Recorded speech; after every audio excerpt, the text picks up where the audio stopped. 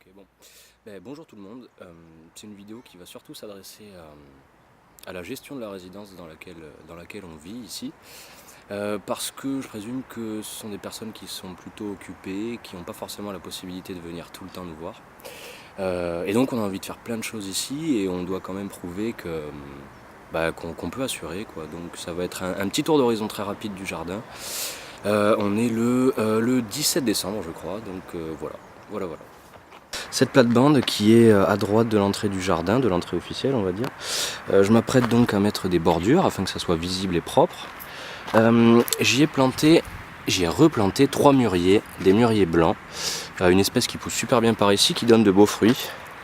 Ils sont super bons, ça donne de l'ombre, tout ça, voilà. Dans cette jardinière, on a des choux, on a des oignons, sûrement de l'ail. Là, on a des haricots qui ne donnent pas encore, je crois, qui sont en train de pousser tranquillement. Là-bas, on a quelque chose comme du radis ou du navet, donc voilà, c'est quand même quelque chose, là, du persil, là, un petit pied de tomate qui va pas vivre longtemps à mon avis parce qu'il commence à faire frais. Les allées ont été tondues assez récemment, donc voilà, ça donne quelque chose de genre en termes d'esthétique. Faut savoir que chacun des carrés est quand même occupé, il y a des semis qui ont été faits. Alors là, ça paraît un petit peu touffu, en fait ce sont des engrais verts, de la luzerne et de la moutarde. Parce que c'est une zone qui n'était pas cultivée jusqu'à présent et la meilleure façon, on va dire, de la rendre cultivable, c'est encore de semer des engrais verts qui vont faire le boulot, même si on n'a pas encore grand chose à y faire pousser pour se nourrir. Alors là, qu'est-ce qu'on a de beau? On a de la rhubarbe, on a encore des choux noirs. Par là, vous voyez, on a encore des poivrons. Je pense pas que ça rougira, mais ça reste quand même comestible et c'est en plus très bon quand ça mûrit sur pied. Potimarron, là-bas on a encore du chou noir, de la bourrache.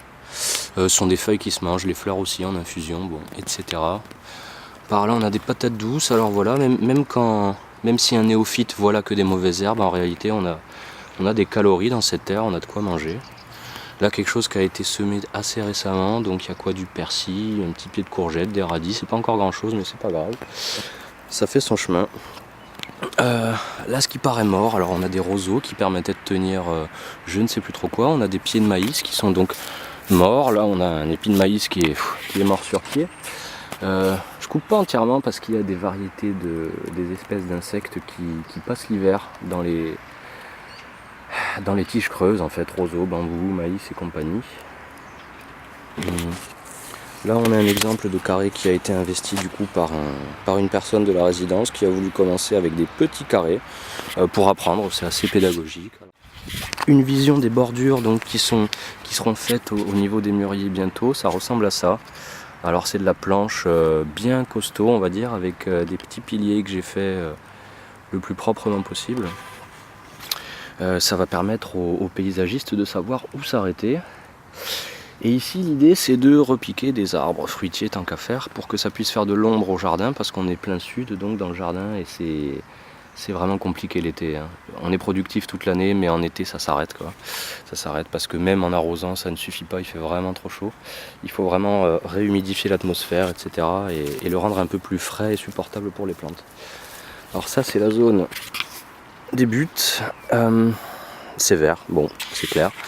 Je passe la tondeuse à cet endroit là, même si ça se voit pas trop sur la vidéo. Je préfère laisser pousser les plantes qui sont capables de pousser ici malgré le temps relativement chaud et sec, pour redistribuer la matière organique dans les buttes qui elles ont besoin de certaines fertilités. Donc même si ça paraît fouillis, pas forcément organisé, en réalité ça l'est, c'est juste que j'ai la volonté de laisser pousser ce qui a envie de pousser ici. Donc ici on voit quand même là des oignons, ici on a des épinards, des piments d'Espelette qui sont encore betteraves, potimarron, un petit peu plus loin là-bas on a de la blette, je vous passe les détails. L'idée pour le futur c'est de continuer à faire de cet espace quelque chose d'esthétique et de cultivable surtout, d'organiser tous les mois quelque chose. Là je verrais bien une petite arche à l'entrée, vous savez, avec une petite gravure, là ça dirait par exemple jardin de Villamont, quelque chose du genre, avec quelques petites règles à l'entrée.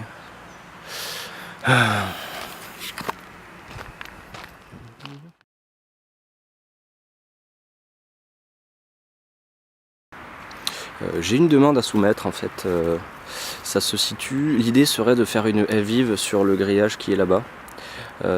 Voilà le bâtiment A de la résidence pour se situer comme il faut. Ce que je voudrais, c'est faire une butte en fait contre le grillage pour y faire pousser des espèces qui permettraient de faire une haie vive pour lutter contre le vent.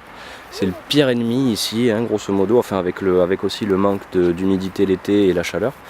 Et ce que je souhaiterais faire, s'il y a accord, en fait, ça serait enlever les lauriers roses, les replacer sur la terrasse végétale qui est en face du bâtiment A, au même titre que l'appartement qui est à droite. Je mettrai une petite photo pour bien le situer. Donc il y aurait 3 fonctions à cette modification. L'idée ça serait de réutiliser la place qui est là, parce qu'on a encore quand même sur tout le long là on a bien facilement 5 mètres carrés de plus au sol, ce qui est toujours bon à prendre. Ça serait nourricier puisqu'il y aurait de l'arbouse, de la vigne et puis j'en passe.